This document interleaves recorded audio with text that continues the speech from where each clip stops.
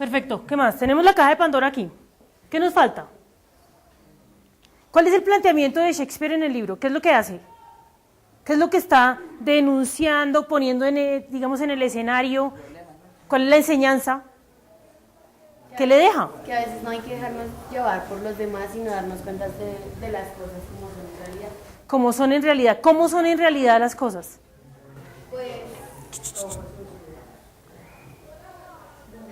El ser humano siempre quiere saber, quiere sentirse que puede hacer las cosas. Creo que ese ha sido como digamos que sin pretender que en la vida las políticas públicas sean un milagro y que la sociedad cambie de la noche a la mañana, considero que siendo el maestro todavía maestro y que existiendo la escuela, sí hay una posibilidad de que haya una movilidad social ascendente. El punto del documento es, a mi modo de ver, claro, en la medida en que no me voy a ocupar de la pertinencia, no me ocupé de la pertinencia digamos, de los estándares en lengua, porque los estándares en lengua se adaptaron del marco común europeo. ¿Sí?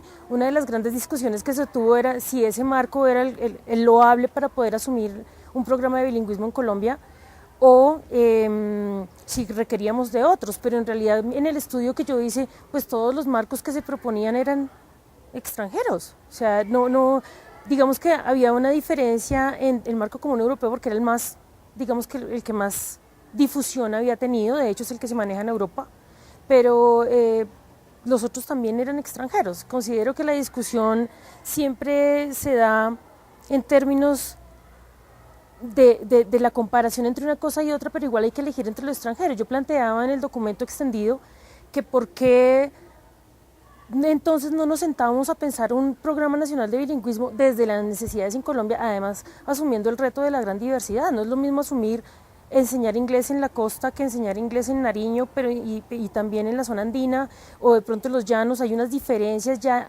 culturales, a pesar de que somos un solo país, hay unas diferencias enormes a nivel cultural y hay una necesidad que hay que suplir. No sé hasta qué punto el Ministerio de Educación Nacional estaría dispuesto a empezar la ardua tarea de mirar un programa de bilingüismo por regiones mínimamente. Entonces, digamos que pues los estándares son otra realidad, es como el ICFES, son realidades que están puestas allí, que ya circulan porque pues fueron adaptados del marco común europeo y que si bien se puede dar mucha discusión, lo que se requiere es que haya unos resultados mucho más positivos en la comunidad estudiantil, o sea, mientras discutimos qué pasa con los estudiantes, ¿sí?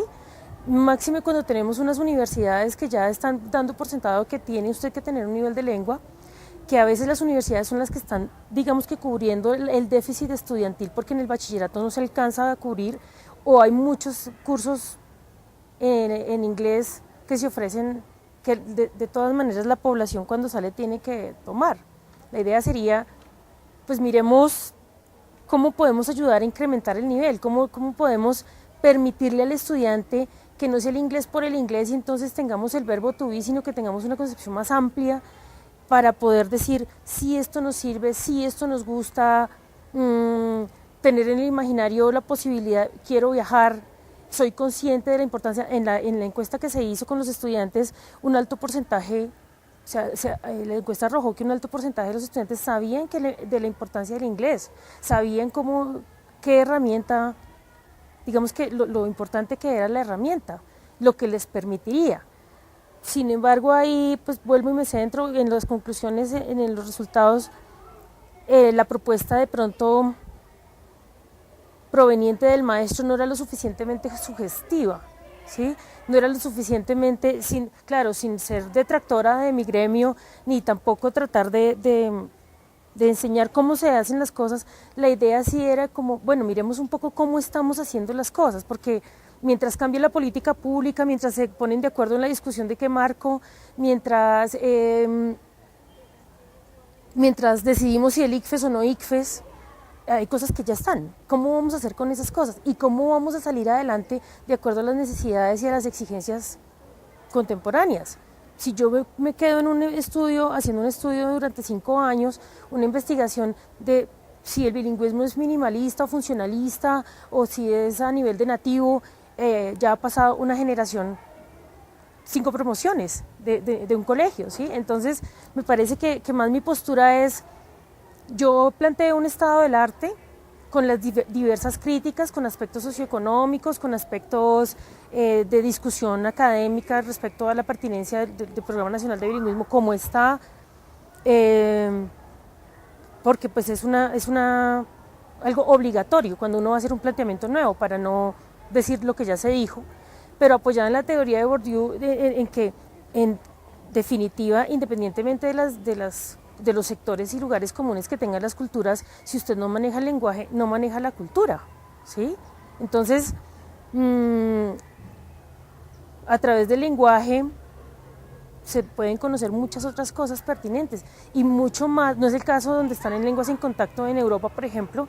Nosotros somos latinoamericanos, entonces pues Latinoamérica se diferencia bastante en su cosmovisión, en su cultura, en su pasado, en su contexto de los países de habla inglesa. Hay de todas maneras toda una diferencia que se puede asumir sin estar de acuerdo con colonialismos, por ejemplo, ¿no? Que fue algo tan efectivo en la época de Inglaterra y Francia, cuando se imponía una lengua como lo oficial y se dejaban de lado las lenguas vernáculas o las lenguas maternas.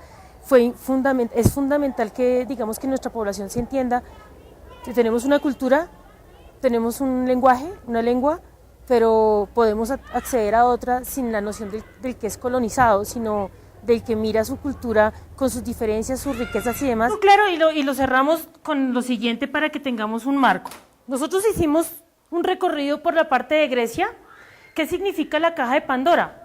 William Shakespeare lo pone claramente allí. La caja de Pandora está llena de todas aquellas cosas que en un momento determinado nos avergüenzan, nos meten en problemas, etcétera, etcétera, etcétera. Nos hace ver las cosas como no son, nos pone una nebulosa enfrente. Pues la intención es siempre plantear, la sociedad sigue confiando en la educación como un mecanismo de movilidad social ascendente.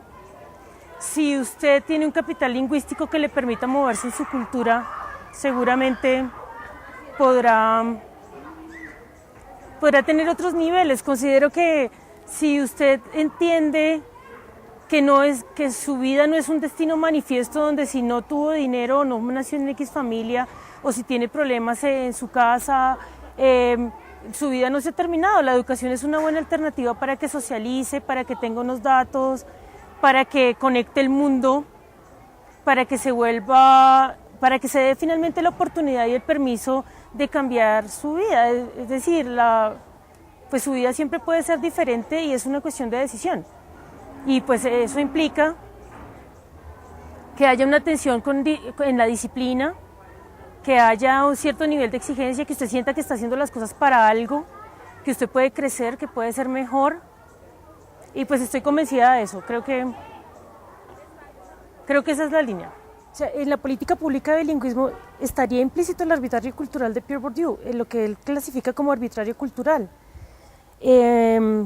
Pero digamos que en el mundo globalizado, ¿qué no sería un arbitrario cultural? Todo lo sería porque estamos en el mundo de la no frontera o de las fronteras que ya no se divisan tan fácilmente. En el mundo contemporáneo me parece que eso es importante. Sin embargo, la forma en cómo se asume, digamos, la imposición de una cultura dominante, en este caso sería pues que aprendamos inglés todos.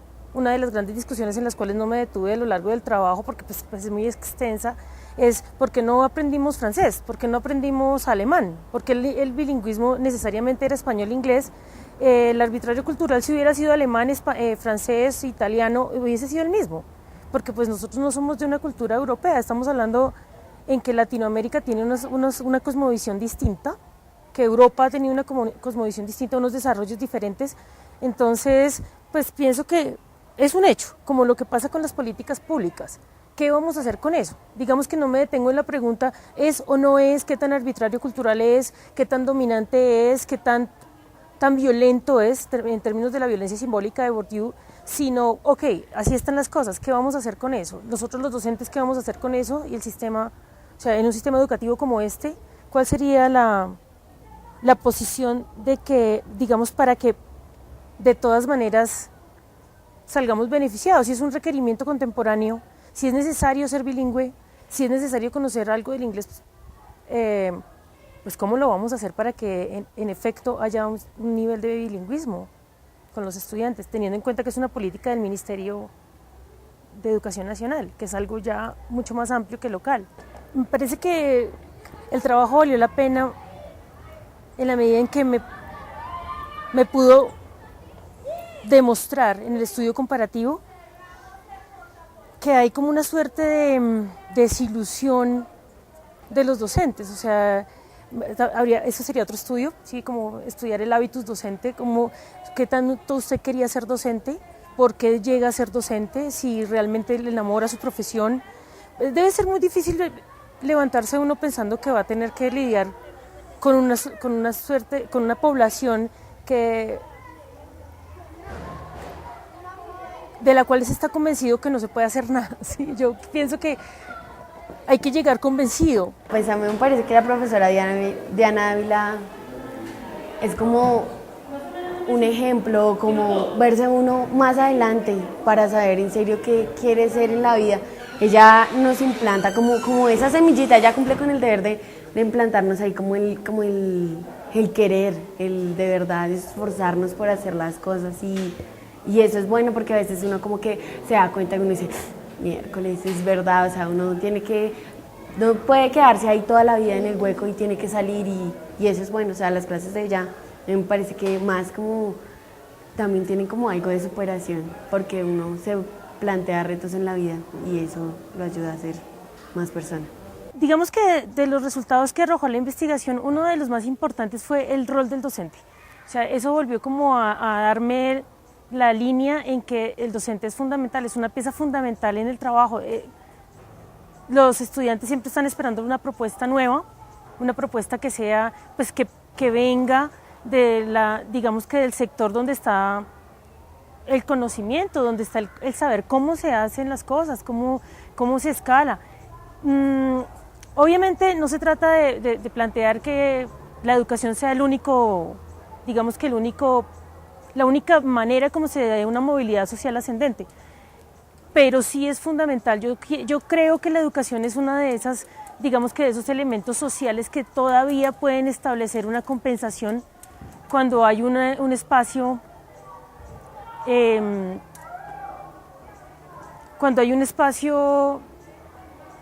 donde pareciera que no hay nada que hacer. Considero que la educación sí establece, como muchas personas todavía mandan a sus hijos a la escuela, todavía se manda a su hijo al colegio, todavía se piensa, venga, siéntese bien, todavía es educarse, porque en últimas la escuela lo que permite es la socialización y el desarrollo de unas competencias que redundarán en el beneficio del estudiante cuando él tenga que insertarse en instituciones sociales de otro orden. Sé que las políticas públicas no siempre abarcan todas las necesidades, sé que los resultados no siempre son óptimos, sé que de pronto la población que asiste a los colegios públicos es una población con muchas problemáticas de orden familiar, de orden social, económico, mucho, pero también hay no sé, es una condición del ser humano, el ser humano siempre quiere aprender. No se trata de establecer, bueno, entonces esto es una cuestión de autoayuda y todos estamos contentos y todo va a salir bien, no, es convenzámonos un poco del trabajo que estamos haciendo, es una piedra angular fundamental e incluso a veces la única opción que tenemos, ¿sí?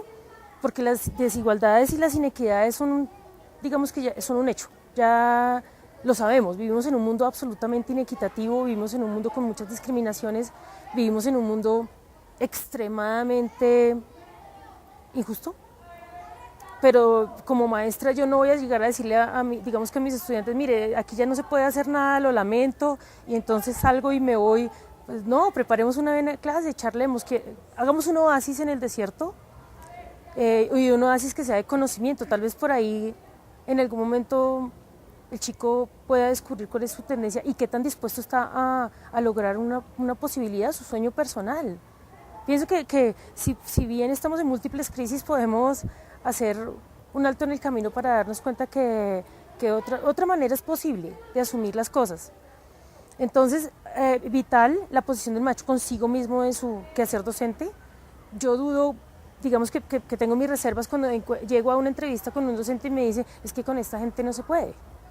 Y yo pues de ahí de entrada ya estamos cerrando todas las posibilidades. Sí se puede, pero ¿cómo lo voy a hacer? Sí se puede ser exigente, sí se puede ser disciplinado, sí se puede trabajar en un ambiente de silencio. Yo afortunadamente he podido experimentarlo, genera choques, pero después se engranan las cosas. Vital, es decir, yo recalco la importancia de la propuesta. La propuesta debe venir del maestro. ¿Sí? El maestro es el que lo enamora a usted o no digamos, de la materia. Usted puede ver historia haciendo muchas planas de fechas y los nombres de las personas más importantes, o puede verla interrelacionando los contenidos, puede verla desde español, puede verla desde la economía, puede establecer planos comparativos. Pienso que hay muchas cosas que se pueden hacer. El convencimiento empieza desde uno, eso es lo que se refleja. Y obviamente también tiene una fuerte incidencia en la parte de las directivas. O sea, qué tanto las directivas apoyan la noción de un maestro respecto a algo, qué tanto se respeta, qué tanto ve más allá, porque pues todos los procesos de enseñanza y aprendizaje son procesos de largo alcance, no son inmediatos y requieren de un trabajo continuo, constante, todo el tiempo. Entonces pienso que una de las grandes diferencias entre los dos colegios fue esa. Había una rectora que decía, podemos ser los mejores, los chicos pueden, nosotros estamos listos para darles la oportunidad, vamos a soñar que es posible. En el otro colegio lastimosamente no fue igual, por eso yo tengo mis reservas, eso pienso mantenerlos en la confidencialidad por respeto, además porque fue una gran desventaja en la comparación en cuanto al imaginario que se tiene. Por ejemplo, esta gente no necesita aprender nada, ¿para qué van a ser bilingües o para qué les hablo de inglés si ellos tienen que vender en el puesto ambulante de tal sitio? Para que yo pues, no se trata de eso, se trata de que usted sienta que usted crece. No, considero que ningún oficio es indigno y tampoco pelea con que usted tenga un avance y un desarrollo cultural. O sea, que usted podría ser que incluso en algunos casos nuestros padres no fueron bachilleres, pero leían, ¿sí? Había todo un amor a la lectura, y a veces uno no puede, como decía Borges, uno no puede enseñar mucho, pero sí puede enseñar a que alguien ame, una línea de conocimiento. Vuelvo con lo mismo, un oasis. Yo les digo a los estudiantes, si tiene problemas, pues no busque más problemas, ¿sí? Y si no los tiene, ¿para qué los busca? Que su vida escolar no sea un problema, ¿sí? Disfrútela. Y ese es uno de los planteamientos que yo, afortunadamente, en este espacio he contado con que en las directivas, la coordinación y el rector han sido muy acompañantes en eso, muy respetuosos, como viendo la potencialidad que uno tiene, incluso desde la inexperiencia en muchas cosas, ¿no? Lo indican, lo ayudan, le preguntan, ¿sí? Eso me parece importante. El rol del docente, la noción que se tiene de sí mismo como docente, como profesional con una responsabilidad social tan grande. O sea, estamos interactuando con 150 cabezas semanalmente, hijos distintos, o sea, personas distintas. Pienso que la postura no puede ser, bueno, es que ya no podemos hacer nada, esto ya se acabó, etcétera, etcétera. No, considero que no. Y por otra parte, pues, la importancia de la directiva, que se entienda que esta es nuestra escuela, que incluso, que eso, no hay tiempo que perder, digamos, ¿sí? Mientras estamos pensando mucho, ¿qué hacemos?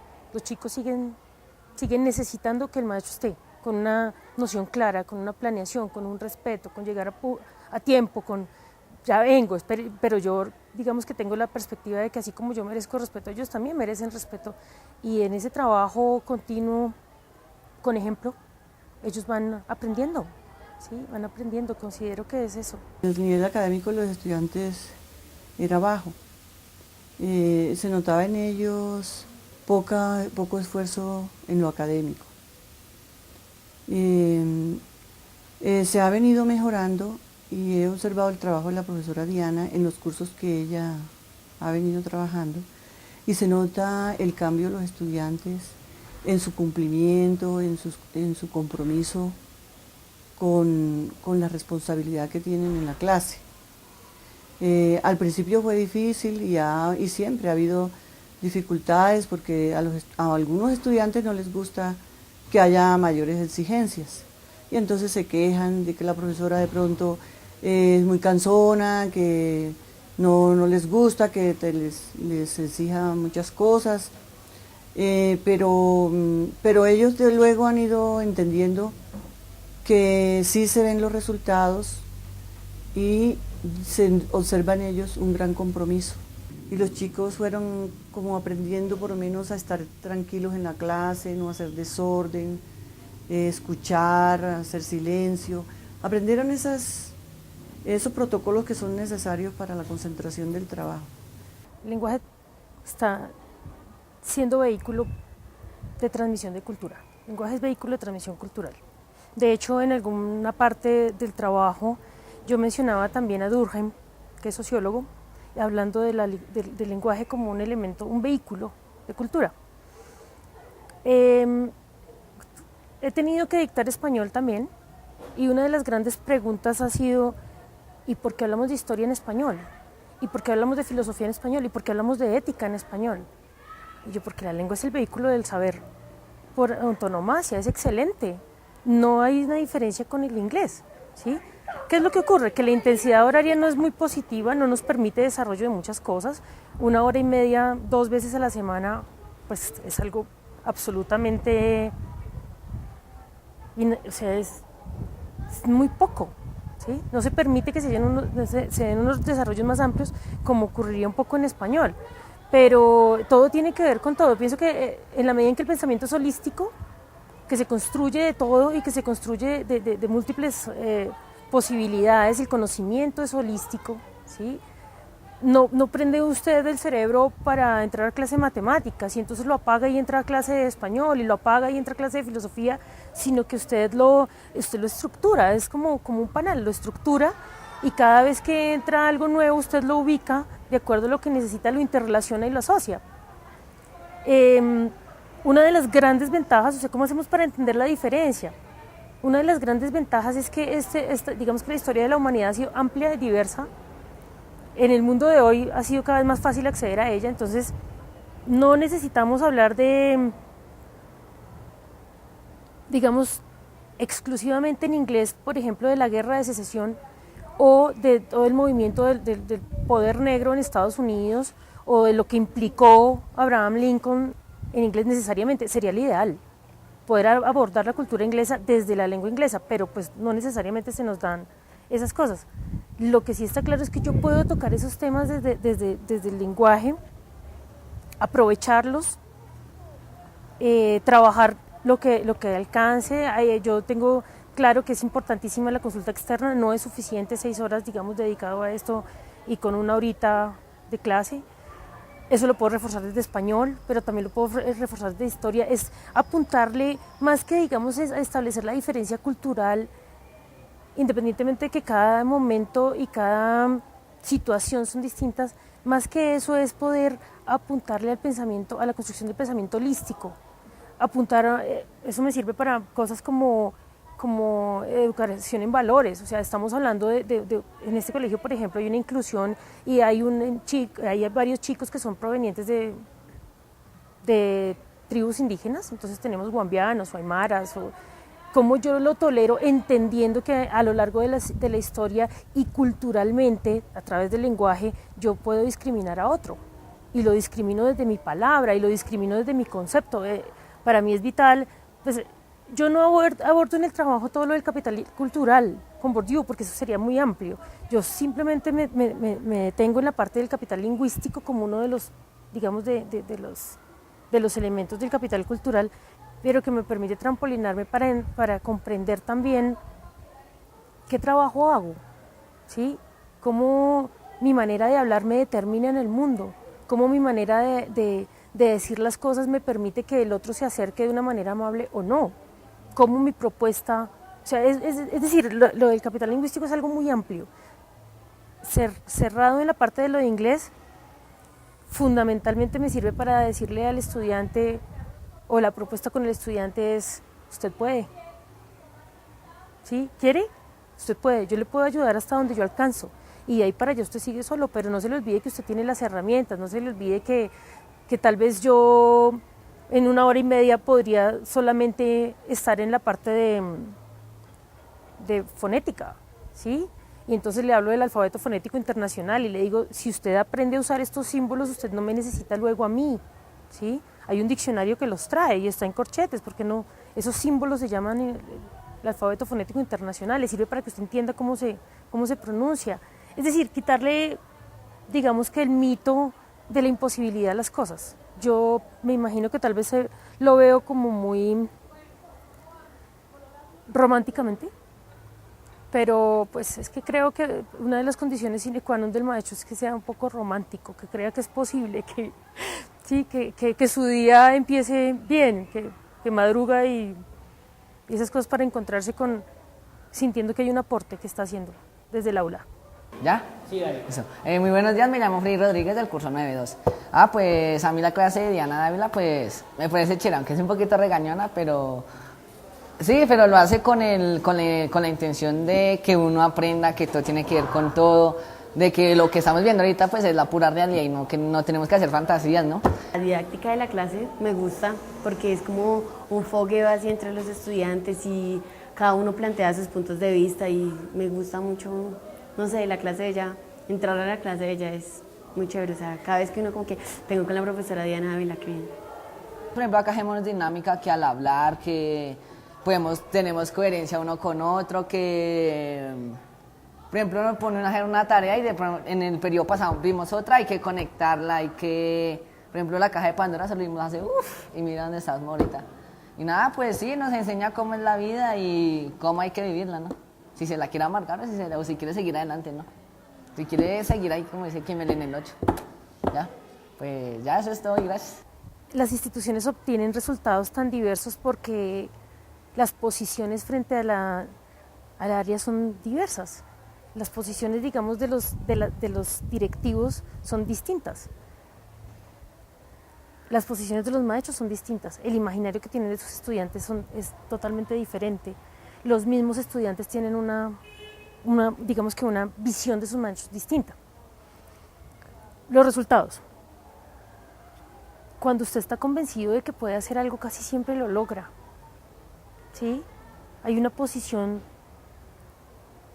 del maestro que es definitiva. Venga, usted tiene madera para esto, usted es bueno en esto, lo felicito, muy bien. O qué ocurre, qué es lo que pasa con estas cosas que no responde. Cuando el estudiante encuentra que algo es significativo, que algo para él es grato, que algo es importante, casi siempre se cuenta con él, casi siempre. Eso ayuda a la exigencia, a la disciplina, que el maestro esté actualizado, que sepa que llega a su salón de clase. Algo que me parecía importantísimo era ese respeto del maestro hacia el estudiante, en términos, por ejemplo, del cumplimiento del horario. En ese colegio se dictaban 2 horas de inglés y una parte, 1 hora de 60 minutos completa. Decimos la intensidad horaria es insuficiente, pero es más insuficiente cuando no dictamos a tiempo, cuando se nos van 5 minutos, cuando se nos van 10, mientras llegamos y organizamos, mientras a veces improvisamos. O sea, yo no soy detractora del gremio y lo repito porque es que a veces pareciera, cuando digo, bueno, pero es que el asunto es fácil. O sea, si yo llego a tiempo, si los estudiantes saben que yo empiezo mi clase a las 6:30, que máximo a las 6:45 arranca, o sea, se arranca, que usted debe tener unas consultas, que usted trae su material de trabajo, que podemos trabajar en silencio, que hay un respeto, una disciplina, etcétera, el estudiante se va acostumbrando, va internalizando esa manera de trabajar. Sencillo como el saludo. Buenos días, hijo. Buenos días, estudiante. Buenos días, joven. ¿Qué pasa con tal cosa? Eso a ellos al principio les da risa, pero ya después ellos lo van internalizando y les va pareciendo más bonito, es más ameno, ¿no?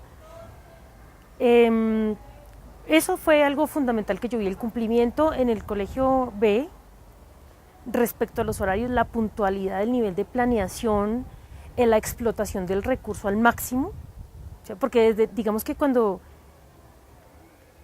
usted da, usted exige. Entonces, si usted quiere en un momento determinado que la directiva haga la gestión que usted necesita para conseguir una grabadora y hay unos resultados y los estudiantes se motivan y usted también está motivado de su posición como maestro, la grabadora sale de alguna parte, ¿sí? O sea, es un elemento que usted necesita, así como unas fotocopias, así como digamos que como como que el chico se dé cuenta que necesita organizar su portafolio, que tiene que traer un diccionario, se le explica al papá, porque pues pienso que ahí había algo importante y es tener en cuenta toda la comunidad académica, la comunidad educativa, los padres, los estudiantes, no invisibilizar las voces de nadie, las directivas, los docentes. No se trata de, somos agentes en una guardería y entonces aquí llegamos y los tenemos mientras están hanging, no sé, pasándonos por encima de otros, no, sino qué puedo hacer con ellos. Y además, porque pues también ahí hay una posición política y personal y es, pues si voy a trabajar 20 años, ¿cómo quiero que sean esos 20 años? Pues necesito gozarme un poco esto de ser maestro. Hay cosas muy risibles, a veces la palabra de un maestro ayuda como bálsamo para un estudiante que tiene una situación difícil, sin entrar en el asunto de que yo utilizo la información personal del estudiante o que voy y lo socavo, o que digamos que lo pongo en evidencia. No es eso, es usted no sabe cómo viene, tal vez esa palabra usted puede, tal cosa le sirva para que él dé el brinco.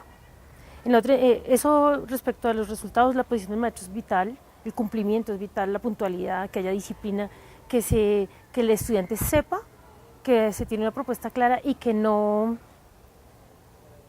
se le va a fallar, ¿sí? Que él va a llegar dispuesto a sus horas de clase y que se le van a dictar sus horas de clase. Eso me parecía importante en la cuestión del orden y de la exigencia, pues para exigir hay que dar, ¿no? Pienso yo, en una como esta. En el otro colegio, pues los chicos llegaban a una clase donde toman una hoja como una guía, traduzca, ¿sí? Pues sí, es decir, es importante, pero esa es la clase de inglés y las clases de inglés en español.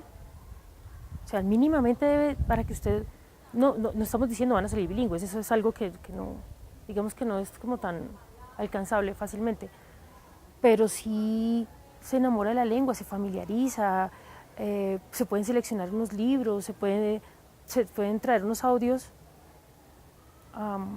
establecer las necesidades y sobre todo no perder el enfoque, de dónde viene la propuesta, ¿sí? En este escenario la propuesta viene creo que de la gente que tiene un poder bastante amplio, que es el docente con 40 estudiantes en un salón, ¿sí?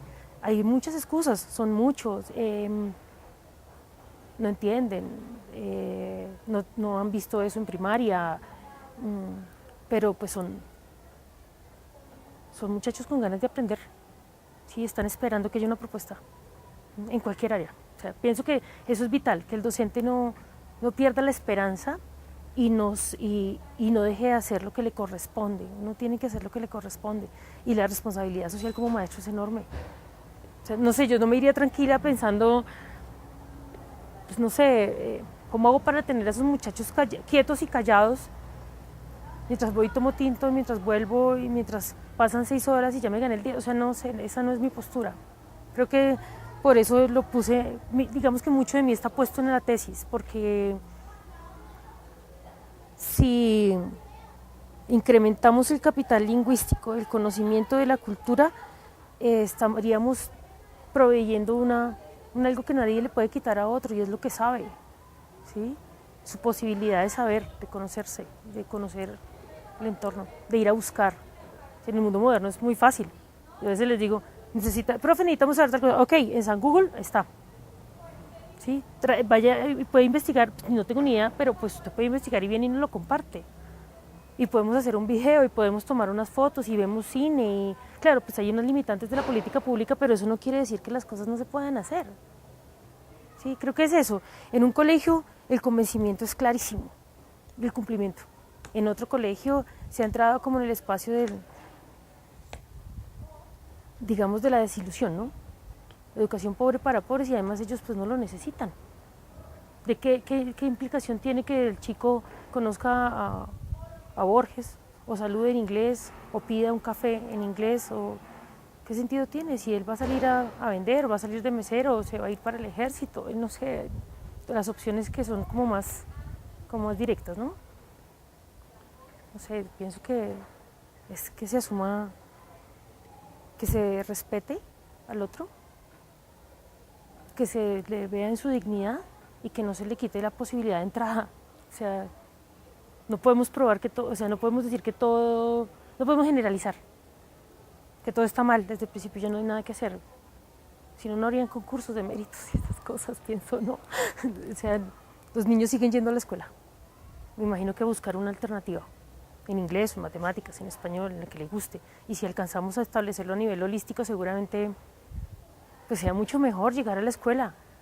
Uy, esto lo vimos en tal parte, salió un documental, me di cuenta de esto, alcancé a leer este o otro. Digamos que no es una cuestión tanto de cantidad, sino de pertinencia y de planeación, ¿sí? De mínimos no negociables, de que no le falte su clase. A veces siempre, he tenido siempre una duda, ¿qué significa darle hora libre a un estudiante? ¿Sí? ¿Qué significa dejarlo para que él me proponga? Si yo le digo a un niño de séptimo o de octavo, ¿qué quiere que le enseñe? Él no me va a poder contestar nada, ¿sí? Muy seguramente no tiene el referente, pero yo sí le puedo decir, bueno, este bimestre vamos a ver despeje de ecuaciones, vamos a ver, no sé, teoría de vectores, eso lo puedo relacionar con que pues si usted va a jugar billar en algún paseo, a bilgar, pues usted si va a jugar 3 bandas debe tener claro que tiene una teoría de vectores que puede usar. El conocimiento al servicio de lo pragmático, de lo cotidiano, de un mejor desenvolvimiento. Tal vez aquí hicimos una campaña contra las 7 palabras, no las voy a mencionar acá, pero pues son muy comunes entre los estudiantes. El rector me apoyó. Claro, al otro día ya venía del CADEL. ¿Qué pasó? Esta profesora está poniendo groserías, vulgaridades y todo por todo el colegio. Y lo habíamos puesto en un formato bonito, en papeles de colores y cosas así. Y yo, no juguemos a la triple moral. Miremos cómo estamos hablando. ¿A usted le parece que usted llegue a su colegio y después de 6 horas esté insultado por su mejor amigo, insultado por sus compañeros, insultado por todo el mundo? Cambiemos la dinámica. Se puede de otra forma, el lenguaje es amplio. En inglés, lo que sea, y eso también le transforma en su imaginario cultural, le quita la marca, ¿sí? A veces nos limitamos a la facha y no le hacemos entender al estudiante que es significativo que él no se autodiscrimine. Tal vez por eso considero que lo del inglés es importante y pues me desbordó la tesis, tendría que tener una muestra más significativa luego, porque yo veía lugares comunes en todas las materias. No estamos hablando solo de inglés, estamos hablando del capital del conocimiento. ¿Qué se queda en el tintero? Que quisiera ampliar muchas cosas, pero fundamentalmente hay que seguir siendo coherentes, hay que hacer lo que corresponde, no importa qué tan pequeño sea. Pienso que hay que darle el puesto como docentes a lo que estudiamos, a lo que hicimos, a la responsabilidad social, a que sí es posible ser disciplinado, sí es posible ser exigente, tener un norte claro con las cosas. A veces hay que salirse un poco de los estándares o digamos de los temas que hay que tocar, pero considero que el docente hay momentos donde olvida el poder que tiene. Digamos que no en términos del poder Foucaultiano donde es perverso y esas cosas, aunque a veces podría también ser, pero pienso que es, no olvide toda la trascendencia que puede tener su palabra, su quehacer, no olvide que la gente está ávida de otra manera de ver las cosas, que siempre es posible, que yo recuerdo la película de Cantinflas que se llama El Profe, y cuando por razones políticas, económicas, intereses del gamonal del pueblo, lo que hacen es quemarle la escuela y se queda en una enramada y los niños traen la silla desde la casa o un cajón donde se puedan sentar. Él decía algo que me parece siempre muy importante y es, la escuela son ustedes y nosotros, ¿sí? Nunca hemos estado mejor en infraestructura. Con esto, digamos que sí, sea insuficiente, que hace calor, pero la escuela son los estudiantes y el maestro, sin uno u otro no estamos en la escuela, ¿sí? Y sigo pensando que sí es una manera de incrementar la movilidad ascendente. De hecho, muchos de nuestros niños han estado en la escuela más años que sus padres. Y el papá le dice, sin saber demasiado, le dice, vaya a la escuela, pero yo le he dicho, pero es que mire que si usted estudia en la vida tal cosa, va a ser mejor, o por lo menos inténtelo. Yo les digo mucho, pues yo soy de la Universidad Nacional y para mí eso es un orgullo enorme. creo que no tendría otra forma de devolverle sino estando en la escuela, diciéndole, sí, yo también creo que la utopía sigue estando. ¿Dónde voy a hacer? Pues hagamos lo mejor posible con lo que tenemos, hagamos lo que nos corresponde. Hay que apuntar a que el estudiante también se haga lo propio. Entre todos construimos las cosas, ¿sí? No es quedarme en la crisis. Pues, nosotros hemos pasado por muchas cosas. De hecho, Colombia es un pueblo, hemos sido un pueblo bastante accidentado, con una historia difícil, pero puede ser distinta, creo. No sé cuánto se tome, es distinta, la vida de cada uno es distinta. Se alimenta desde una posibilidad como esta, de estar en la escuela, de valorar, tengo un refrigerio, tengo un maestro que está pendiente, tengo una instalación, puedo jugar, ¿sí? Cuando corresponde puedo jugar, puedo pensar, puedo proyectarme, ¿sí? Entonces pienso que sería excelente tener una mayor cobertura. De hecho, pues he estado pensando en eso, cómo hacer un estudio con una muestra mucho más significativa para terminar seguramente viendo que el maestro sigue en su posición de trascendencia, es vital.